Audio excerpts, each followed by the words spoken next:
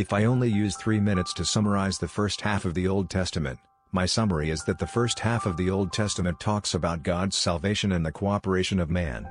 From Genesis to the book of Joshua, when man disobeyed God, God began the work of saving man.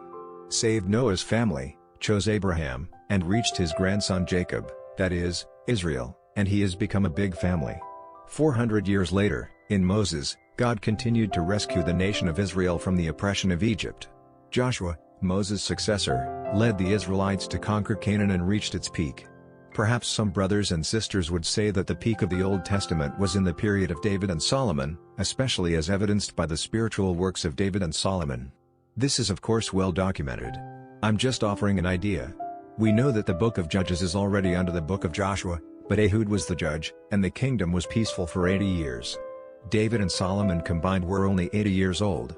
David's 40 years were at most half of peace. In the later period of Solomon, there were also sons fighting for the throne, and the Israelites outside were overwhelmed and waited for an opportunity to resist. So the peacetime is far from 80 years. As for spiritual works, David's poetry is not as long as the works of Jeremiah and Isaiah, not to mention Solomon.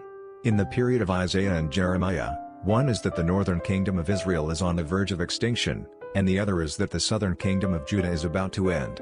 So spiritual works are not absolute proof. Joshua 10:12.